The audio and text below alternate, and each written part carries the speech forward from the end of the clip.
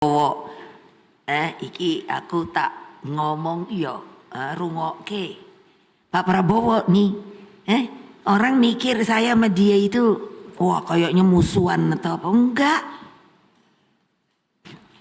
enggak. Lah tapi saya bilang, Mas, kita kan boleh dong. Saya ketua umum, kamu ketua umum.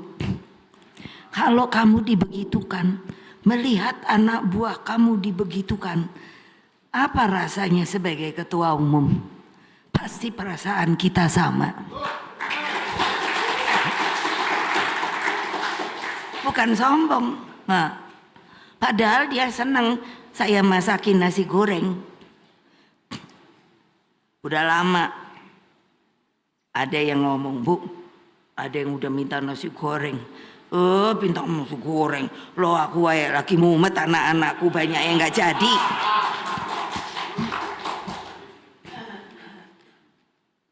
Lagi itu loh. Loh memangnya nggak boleh? Ya boleh lah. Tapi kan prinsip, Mas, bene wae aku nang kene wae, situ sono rame-rame.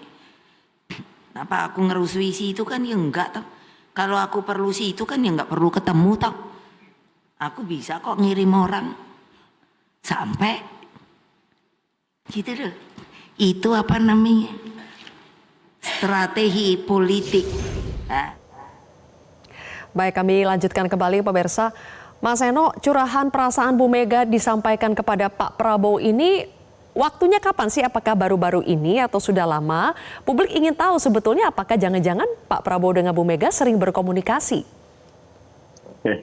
Enggak, terima kasih Mbak Sylvia. Jadi itu kan tadi cuplikan video itu diambil dari pidato Ibu Megawati Soekarno Putri pada waktu perayaan HUT Partai beberapa hari yang lalu. Sehingga memang itu kan suatu fakta saja yang disampaikan oleh Bu Mega bahwa hubungan pribadi antara Bu Mega dengan Pak Prabowo selama ini tidak pernah terganggu. Bahwa memang ada kontestasi politik yang terjadi di berbagai perhelatan pemilu, tetapi tidak merusak hubungan pribadi antara beliau berdua sebagai sesama ketua umum partai, sebagai kemudian pernah bermitra di dalam pencalonan presiden dan wapres. Sehingga dalam konteks ini kita juga menegaskan suatu sistem pemerintahan presidensial kita yang memang tidak mengenal konsep oposisi atau koalisi sebetulnya, tapi kecenderungannya adalah gotong royong. Nah, dalam hal ini sikap PDI Perjuangan jelas bahwa kami mendukung Pak Prabowo sebagai presiden, tetapi tidak mengirimkan kader ke dalam kabinet. Nah, maka percakapan itu pada saat Bu Mega menyampaikan di ruang publik seperti itu menjadi suatu hal yang wajar untuk merentang perjalanan relasi hubungan antara Bu Mega dengan Pak Prabowo. Dan itu terus disampaikan oleh kami semua sejak awal Pak Prabowo dilantik menjadi presiden hingga saat ini. Jadi tidak ada yang baru sebetulnya dari situ. Sehingga kalau dikaitkan dengan peristiwa hukum yang kemudian menimpa Pak Hasto Kristianto, saya rasa ini hanya pengulangan saja atas apa yang seringkali kami sampaikan tentang relasi antar pribadi antara Bu Mega dan Pak Prabowo. Tidak ada yang baru dari situ, Mbak Sylvia. Iya, tidak ada yang baru, tapi kapannya ini menjadi penting nih, kapan Bu Mega berkomunikasi dengan Pak Prabowo? Karena kita tahu hari ini Pak Hasto diperiksa dan pemeriksaannya juga berjalan dengan singkat, tidak ditahan. Dan apakah itu menjadi akhirnya buah dari hasil curahan hati Bu Mega kepada Pak Prabowo? Enggak secara langsung bertemu, saya rasa kan sampai hari ini juga publik, teman-teman pers, semuanya juga tidak melihat ada pertemuan itu. Dan Bu Mega sendiri menyampaikan betul bahwa ya kalau dalam kondisi seperti ini kita masih fokus dalam konsolidasi internal partai, kemudian persiapan misalnya dalam memproses berbagai peristiwa pasca pilkada di berbagai daerah, di mana di Jawa Tengah, di Jawa Timur kita juga kemudian berjuang total. Lalu tentu saja dalam konteks itu Bu Mega kan menyampaikan bahwa kalau seperti ini kondisinya ya sebaiknya sekarang tidak perlu bertemu secara langsung terlebih dahulu. Tapi percakapan bisa melalui kemudian perwakilan-perwakilan dari masing-masing pihak. Dan itu sudah sangat cukup menimbang bagaimana perjalanan antar Bu Mega dan Pak Prabowo secara personal itu sangat dekat. Jadi saya rasa pertemuan secara langsung antara beliau berdua sampai hari ini memang masih belum.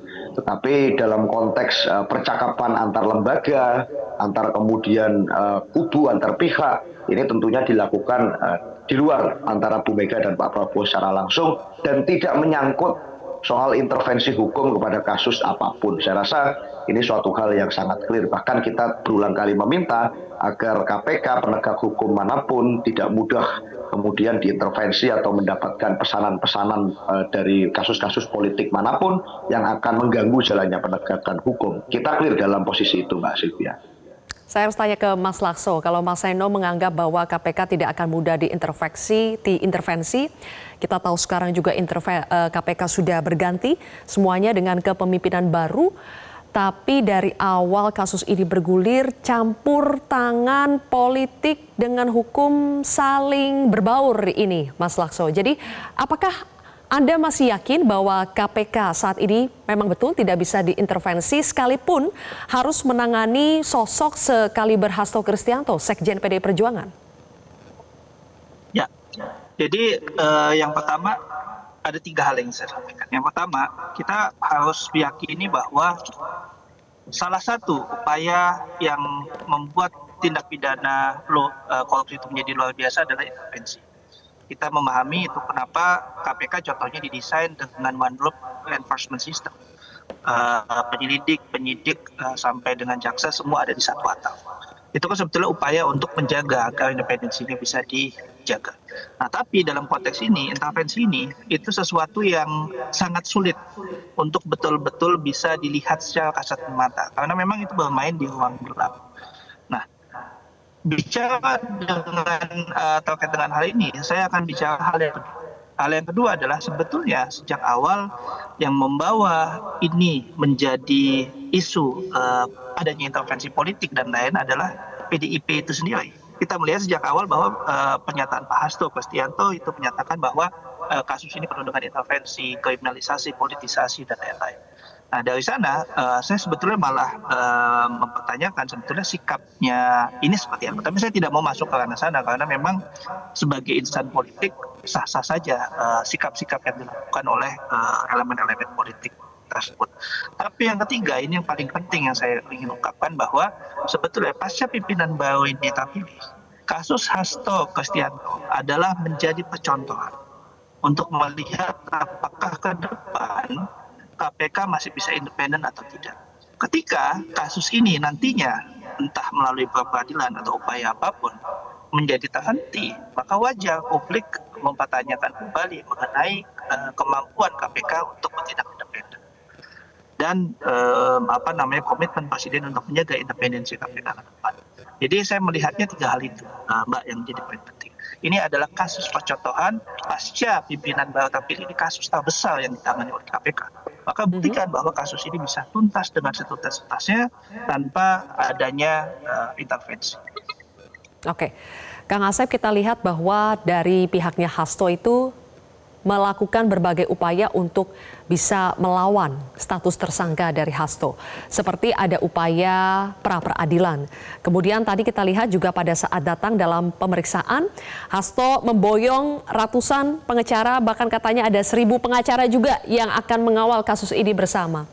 Apakah semua upaya ini, terutama kalau kita bicara dari aspek jumlah pengacara dulu ya, Kang Asep, itu mau seberapa banyak atau sedikit, apakah akan berpengaruh terhadap sebuah kasus? Ya, tidak menentukan, mesti juta pengacara, kayak mesti 1.000 pengacara, kan bicaranya bukan bicara jumlah pengacara, bukan bicara orang, tapi bicara bukti. Maka saya bilang hukum itu kan bicara bukti, ya, bukan bicara narasi. Makanya saya lebih senang nanti di pra-peradilan itu kan, nah tinggal kan karena yang ajukan pra-peradilan Pak Hasto dan kawan-kawan dengan tadi ratusan pengacara, ajukan aja bukti itu seterang-terangnya. Malah saya lagi mendambakan ya kan yang dijanjikan oleh Pak Hasto ada video apalah gitu. Kalau saya senang video porno pada video porno gitu kan. Ajukan aja semua. Jadi publik pun tahu nih kan transparansi.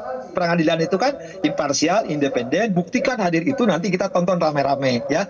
Jadi kapan kok itu? Sebaliknya juga pihak KPK buktikan bahwa dia juga tidak bisa diintervensi. Tapi fakta kan seharusnya seluruh penegak hukum itu kan imparsial, independen. Tapi faktanya bahwa ada penegak hukum diintervensi, kita menyaksikan hampir setiap di penyidikan kita kasus, kalau apalagi kalau dengar cerita ini kan dulu ketua KPK lama bla bla bla lah, maka nanti buktikanlah di peradilan penetapan tersangka itu karena tanda petik usaha lain di luar produk yuridis, tapi ada alasan politis atau alasan buktikan. Nah begitu pula nanti sampai di kalaupun nanti sampai di pengadilan, peradilannya misalkan tidak dapat terima atau ditolak, nah kita ikuti lebih hemat lah kita di pengadilan, artinya bicara bukti. Setelah kita akan lebih senang nanti masing-masing pihak itu ya mengajukan sangkaan dari KPK sampai nanti jaksa, ini loh buktinya. Sampai juga sangkalannya dari pihak Hasso kan, ini loh sangkalannya, ini buktinya. Nah publik kalau nggak bisa dibohongi, nalar publik itu nalar logis. Baik, kalau begitu terima kasih Kang Asep atas analisa hukum Anda. Terima kasih. Kemudian juga Mas Lakso, Mas Eno, terima kasih sudah bergabung bersama kami di Prime Time. Sama-sama, makasih Mas Eno. Terima kasih. Selanjutnya Jelajahi cara baru mendapatkan informasi. Download Metro TV Extend sekarang.